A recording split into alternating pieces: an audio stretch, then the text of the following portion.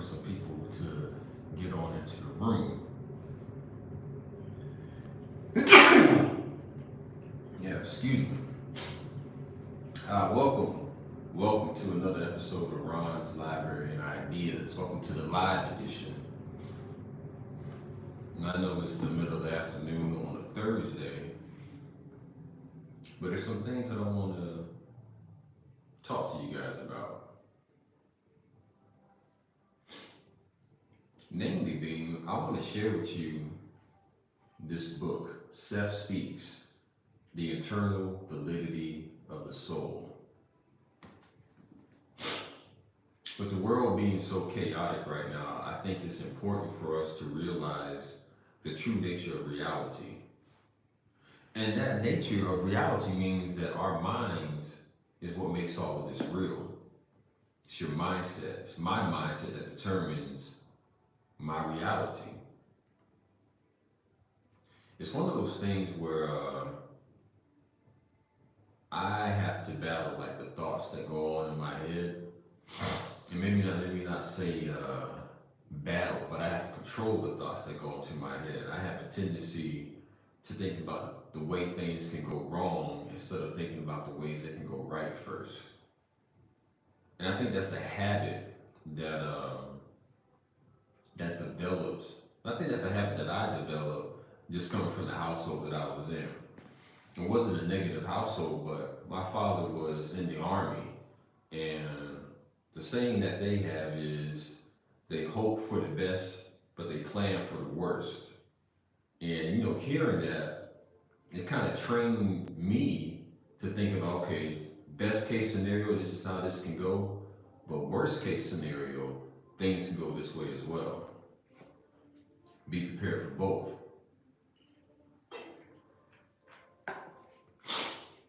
So I'm coming to y'all in a new location. There's been a lot going on in my life lately. Moved to a new apartment complex, a new place to stay, and it's pretty lovely out here. I'm in the conference room that they have. Behind me, you can see there's a nice pool. Yo, what's up, Chance? Thanks for tuning in. So yeah, there's a pool out here in my area, but it's kind of raining right now. Uh-oh, it's kind of raining, so I'm on the inside of this conference room. But yeah, again, I want to speak to you guys about this book that I found early on in my journey to consciousness. It's called Seth Speaks, The Eternal Validity of the Soul. Chance, what country are you in, man?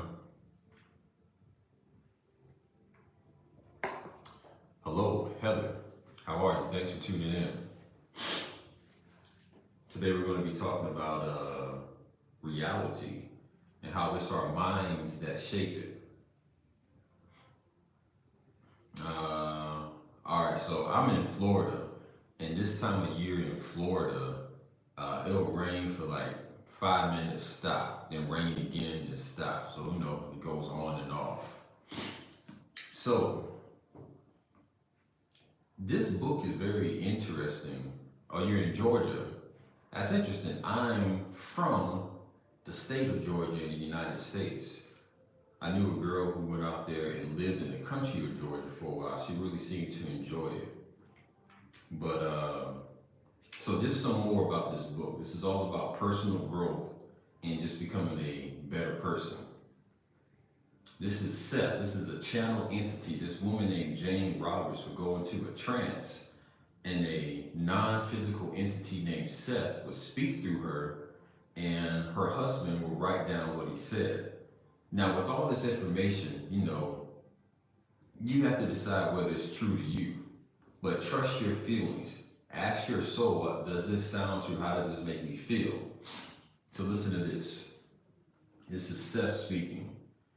Each individual has access to intuitional knowledge and can gain glimpses of inner reality. The universe speaks to each of us in this regard. Consciousness creates form. It is not the other way around. All personalities are not physical.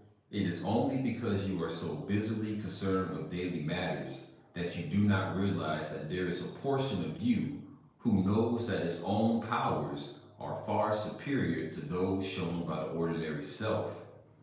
You have each lived other existences, and that knowledge is within you, though you are not consciously aware of it. I hope that this book will serve to release the deeper intuitive self within each of my readers and to bring to the foreground of consciousness whatever particular insights will serve you most. Let me hear something. The powerful thing about books is that you write something and you put it out into the world and it can affect people as time goes on. Like you write it at one moment, but as time passes, somebody discovers it in the future and they can learn from it as well. This book was, released in, hold on, let me tell you. This book was released in 1972. So a year before my father graduated from high school. And I'm reading it in 2025, and it's having a positive effect on my life. I wrote a book as well. It's called Free Your Mind to Have Peace in Mind, 7 Practices for Supreme Peace. You can find that on Amazon. Just search my name, Ronald Simmons, Free Your Mind to Have Peace in Mind, 7 Practices for Supreme Peace, and you'll find it's available as an ebook. I'm sorry, I hate to do that.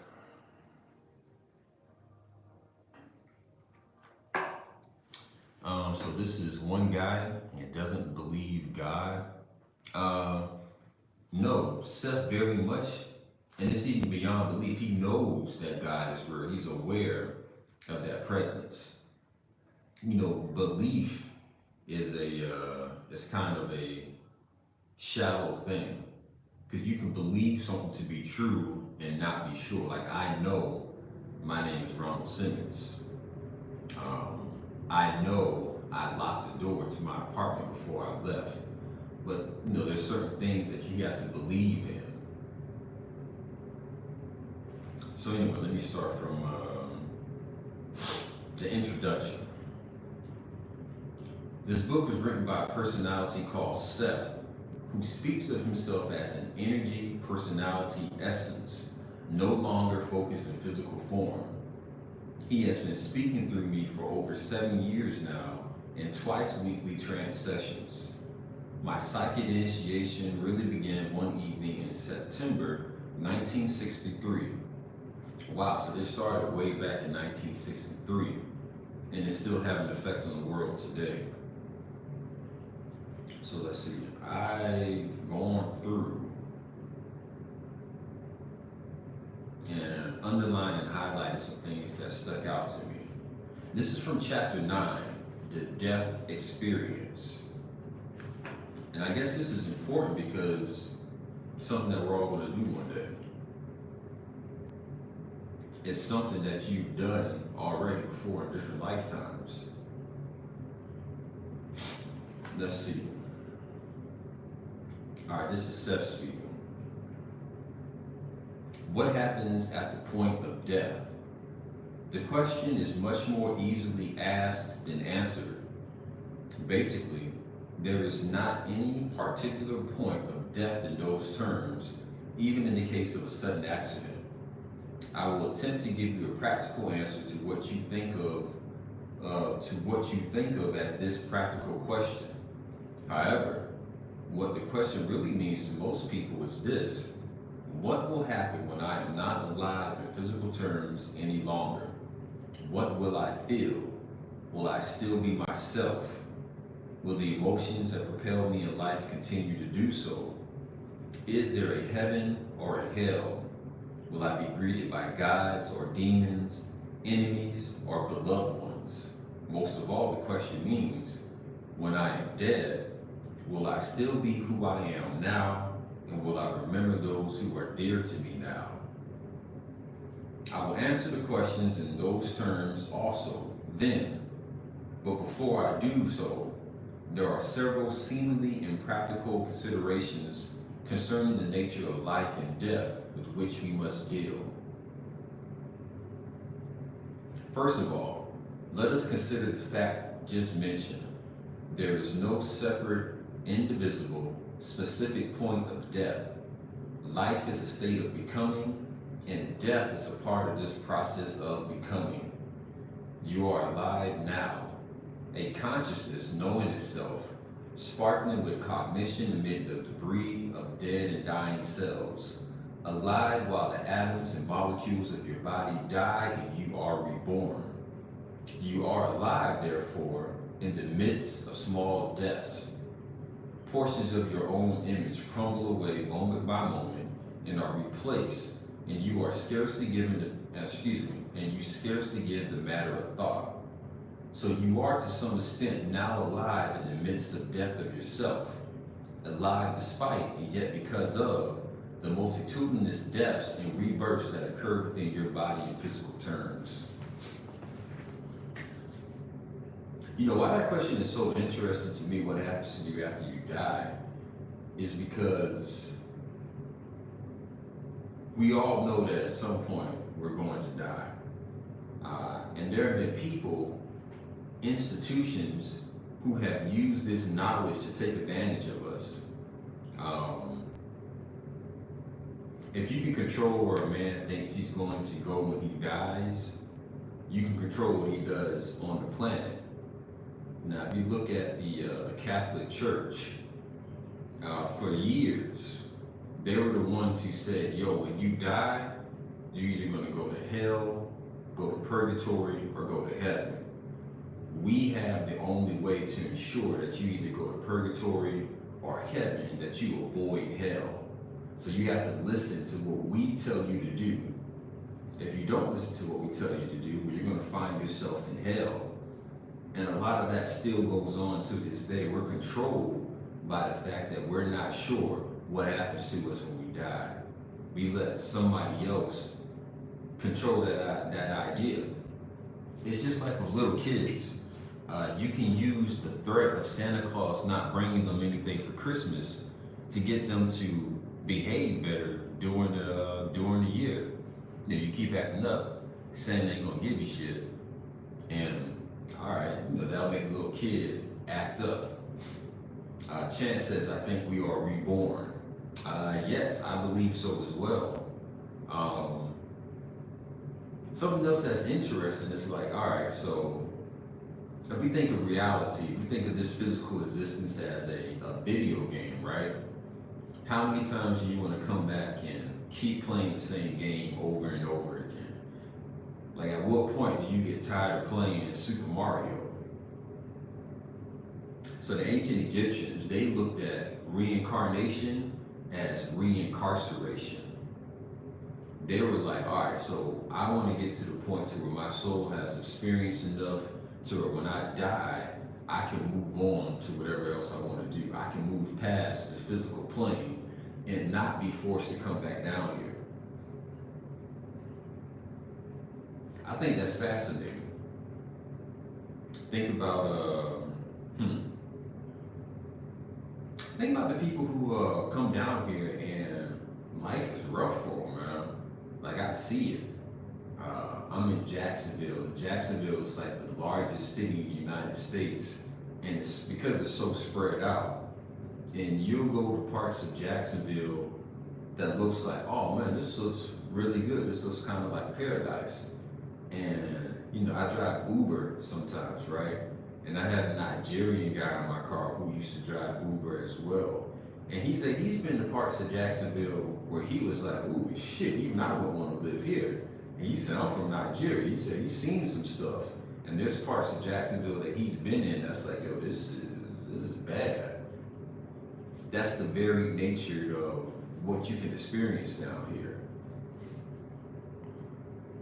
He says, I'm thinking, what God died, he got reborn. I'm not understanding. I don't understand that. I don't want to be random, so let me keep going.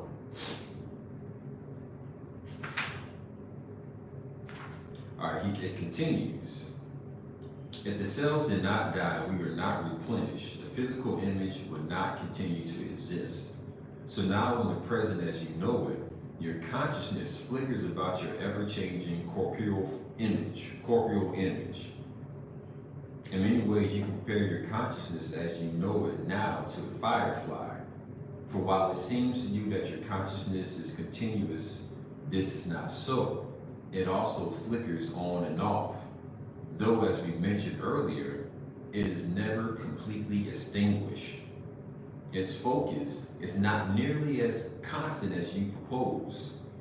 However, so as you are alive in the midst of your own multitudinous small depths, so though you do not realize it, you are often dead, even amid the sparkling life of your own consciousness.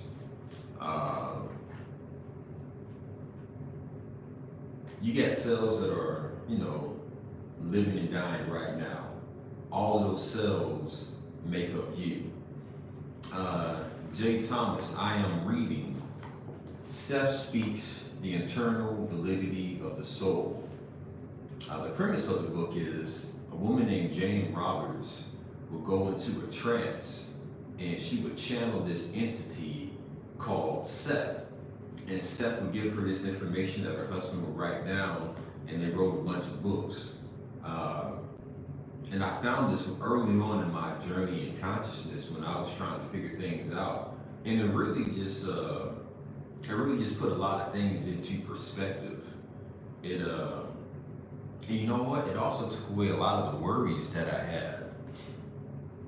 And I think it's good for me to come back to this every so often just to get that reminder. And it is an amazing book. You know how many people are living a life that's full of stress and they're worried, they don't have peace of mind. And this is something that goes on with like people who have billions of dollars to people who have pennies.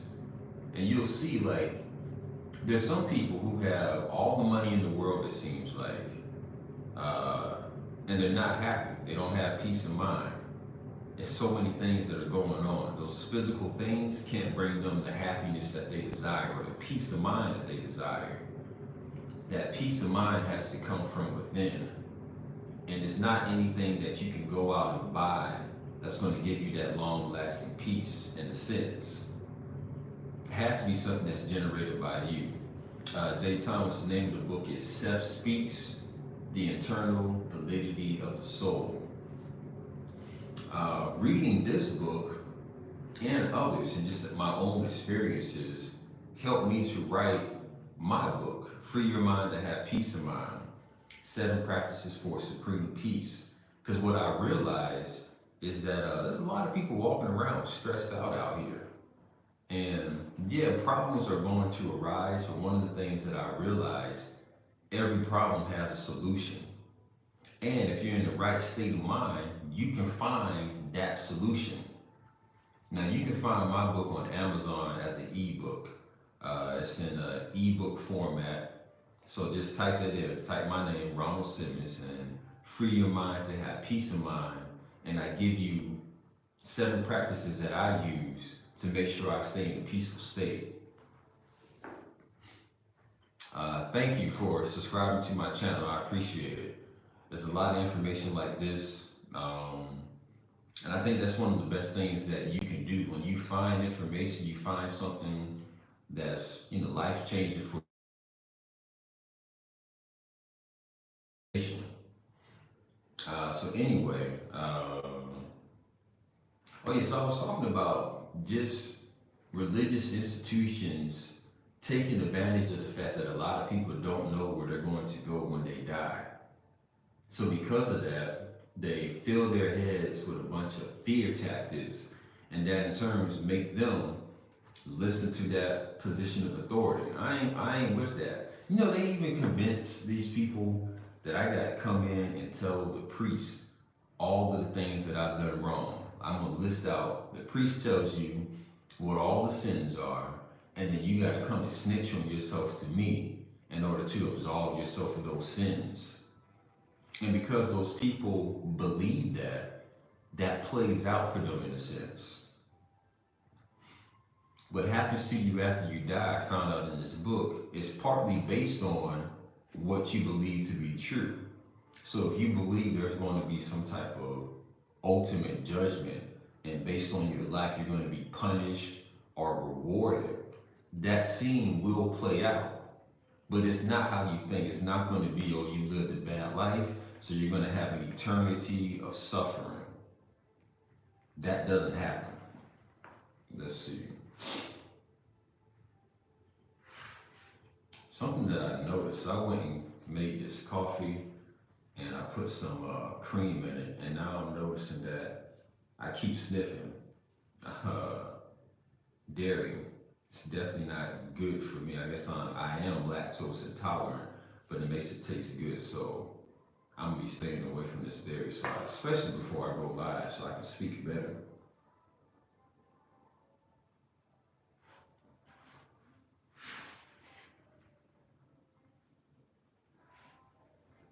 Oh, my battery's starting to die.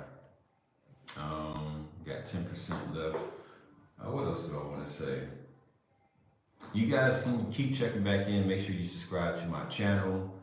Now that I'm more settled, there's going to be more consistency in the content that I'm putting out. Ron's Library and Ideas. I want this to be a place where you come to get good information that you can actively use in your life to improve it.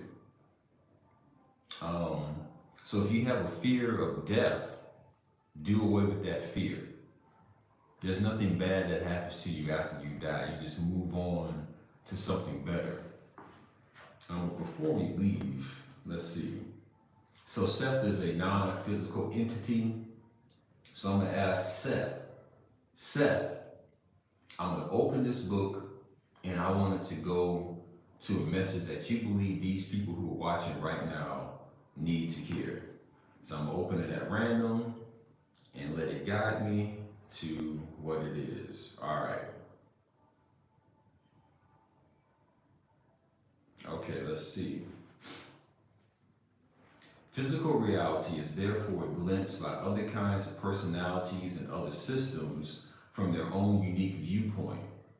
Peering at it from this angle, so to speak, you would not recognize it as your own home system. For some of these viewpoints, your physical matter has little or no permeacy, while to others, your own thoughts have a shape and form perceived by others, but not by yourselves. In traveling through the states of consciousness, these other personalities will try to attain some focus and perceive your environment, trying to make sense of that of which they are largely unacquainted. Since many of them are unaware of your idea of time, they will find it difficult to understand that you perceive events with intervals between and would not perceive the inner organization that you thrust upon your normal environment. Yours is obviously a probable system to other fields also touched by the field of probabilities. Now, I don't know who needed to hear that, but hopefully you got something from that. Now, if I was going to explain that, the Bible talks about spirits, entities that are beyond the physical. There are things out there that can view our reality from a higher level of existence, but because they're not immersed in it, they don't see it the same way that we do. You know, to us, like, time is linear. It goes from past to present to future. That's how our minds see it right now. We don't realize that there is no such thing as a past, present, and future. There's only the now. The now is all that there is. But because of the way our minds are shaped in this portion of reality, it does seem to flow from front to back. Also, one of the things that I learned is that this is like a training ground for you to control your mind. Like your physical mind or your thoughts is what form your reality. So if you're not in control of your thoughts, when you leave the physical, you can make some things manifest in your reality instantly that you may not want to happen. Perfect example of this is go and check out that movie Sphere. It had Samuel Jackson in it, Dustin Hoffman, Those were the two main stars. So the premise of this movie is uh, this giant spacecraft crash lands in the ocean, and they send a team of scientists down there and a psychologist to see, okay, what is this ship? Where did it come from? And who sent it? So they get down there, they get inside the ship, and they find this sphere, a perfect sphere. And it's Samuel Jackson's character, the black gatekeeper. Check that out on my video. You always see black people acting as gatekeepers in all of these films. But anyway, Samuel Jackson is the first one to figure out how to get inside the sphere. And then the other people in the movie, they also go inside the sphere. But what they find out is the sphere takes what's in their mind and makes it physical.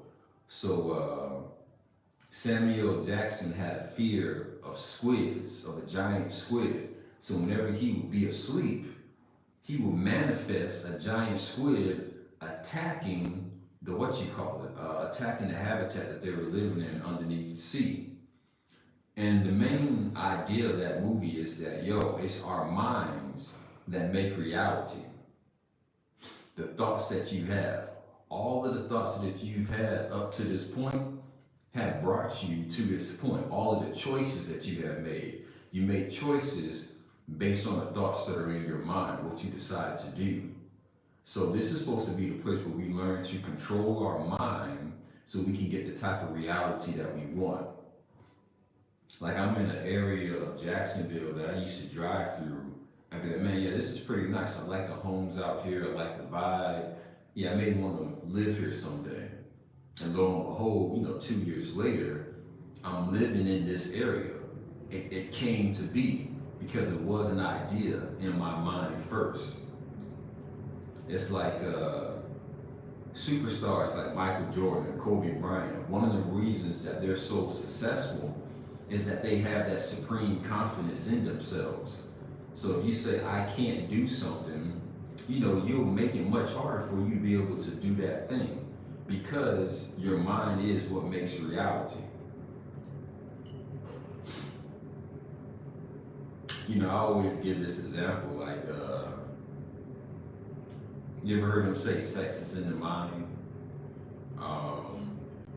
So you have to be in the right place mentally in order to have a good sexual experience. I've had these experiences where I was nervous, I got inside of my head, and that energy, I couldn't shake it off. And I could not rise to the occasion, if you know what I mean. I had a man down situation because I got too in my head, I was worried. But in those situations where I was relaxed, it was a great time. I was able to do exactly what I wanted to do. But you gotta have that confidence. You have to know, I'm gonna go in and do this. Well, we have a society right now, it's all designed to try to make you feel like you're less than, especially social media. Man, there's so many people on social media trying to front they're just trying to front, they're not being their true selves. They want you to think that they're living a lifestyle that they're not really living. And some people say that's faking it till you make it. I think that's caring too much about what other people think about you versus just being yourself. There's a power in being yourself. There's only one of you on the planet. I like being myself because there's no other Ronald Simmons. That's me. I have a unique perspective to bring to the planet, and so do you. You have a unique perspective and experience to bring to the planet. What were we talking about? Oh, those entities that view our reality from a certain perspective. Like, all right, so look, this is something else, right? So let's say we started playing a video game that we can put a headset on, and it's like a virtual reality. And let's say we forgot that we were inside of a virtual reality, and that game became our life. And every time the game ends, it just reboots and we start playing that same game over again, just as a different character. in a sense, they say that's what's happening to your soul. Your soul keeps broadcasting itself down here just in different bodies because they forgot. Oh snap, this isn't all that there is. There are entities, according to the Gnostics, that they want to keep us down here because they feed off of our emotions. So they don't want you to realize that this place it's just one level of reality. This is not the end all be all. This is just where you are right now. That's the big picture to keep in mind. You know, I want to be responsible for helping people realize that I can shape my own reality. Say that to yourself. I can shape my own reality. And as I say these things to you, I'm talking to myself as well. I'm responsible for the life that I live. I'm responsible for my reality. I want to live sound I want. Let me, and that's another thing, you have to be careful how you speak. I'll allow myself to live in the energy of abundance. Those positive affirmations, these are things that you need to speak to yourself. I allow myself to live in the energy of abundance. I allow myself to be wealthy. I allow myself to be wise. I allow myself to be kind. I allow myself to be brave. You have to, or I get to, yes, that's another way of putting it.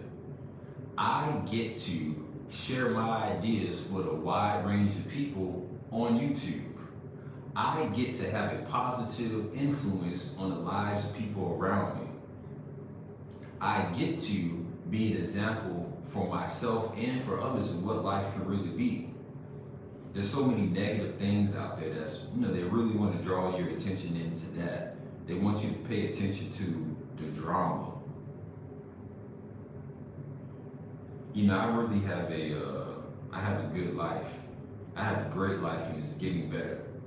And I want that for you as well. And I know my life is so great because of the choices that I've made. And I'm going to continue to make good choices. Now, problems are going to arise. That's just the nature of reality down here. But those problems are just challenges that you get to overcome. You get to have that experience. Okay, I know how to overcome this obstacle. I know how to beat this. I know how to rise to the occasion. So yeah, man, I just wanted to leave y'all with a quick word. If you're not subscribed to my channel, I would appreciate it if you do so. Hit the like button, subscribe, turn on the bell notification. My channel is going to be a place of positivity and information. My channel is a place where people come to get a different perspective, a real perspective on what's going on in the world. And there's always a lot going on in the world. That's just the nature of it. There's always going to be people living out their own existence, making their own choices. But you can't let other people's choices affect your peace of mind. And one of the chapters in my book, it deals with music. These are one of the practices that I have.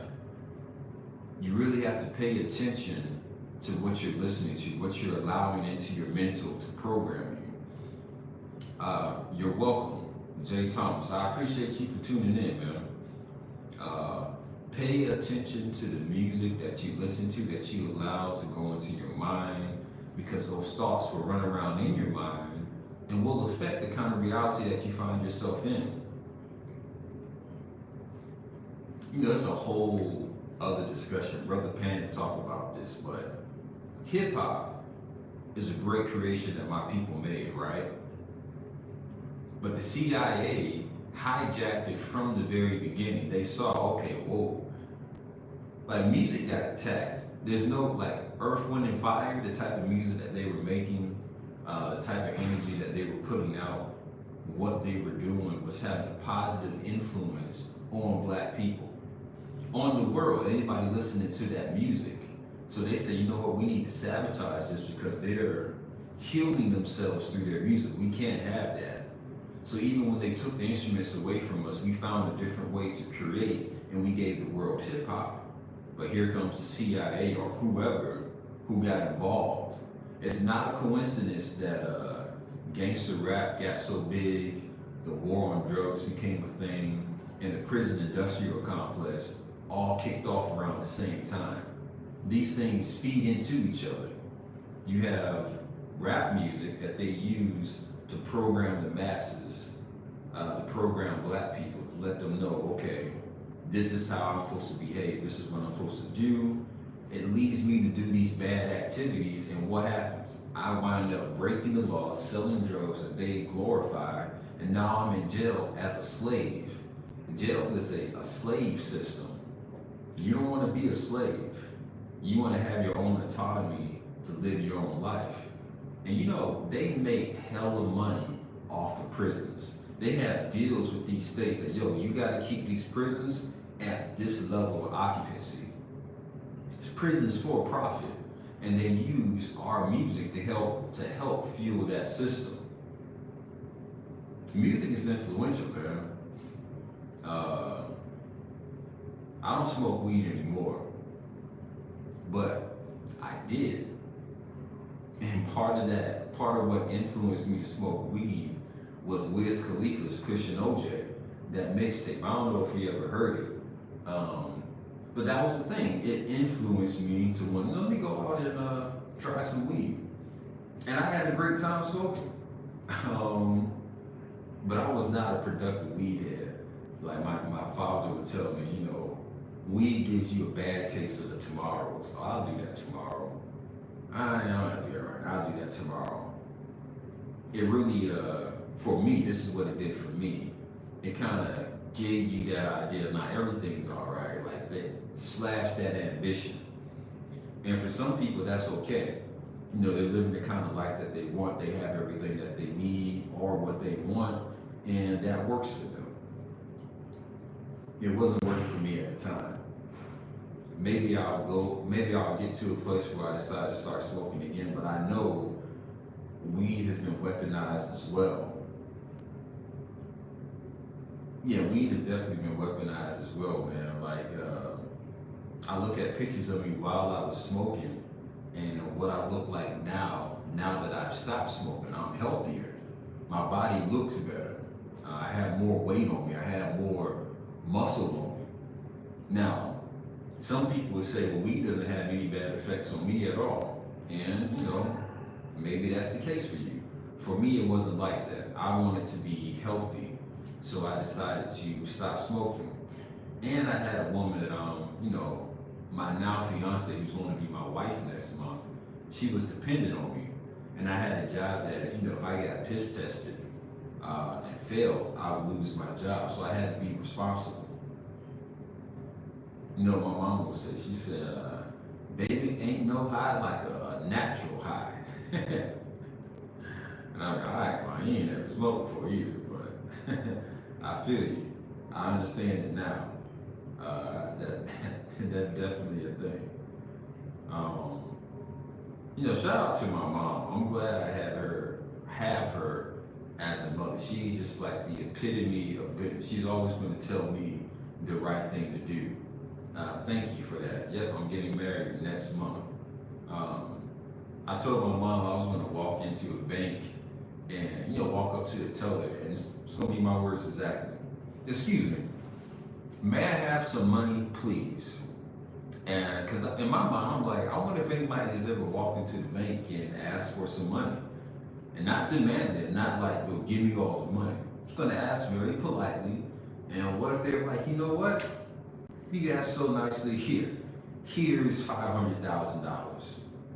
But I told my mom that she's like, you don't need to be playing like that, because they can say you came in there and tried to rob the place. But that's, you know, that's my mother. She wants me to do the right thing and be safe. Like, I wouldn't actually do that, but I do have these thoughts. But anyway, thank y'all for tuning in. I'm going to be going live more often and speaking to y'all regularly. Thank y'all for tuning in. Make sure you're subscribed, and I'll see y'all in the next episode of Ron's Library and Ideas. Make sure you check out my book also. free your mind to have peace of mind. 7 Practices for Supreme Peace. You can find that on Amazon and download it on Kindle. It's an app. And thank you guys. I'll talk to y'all later. Peace.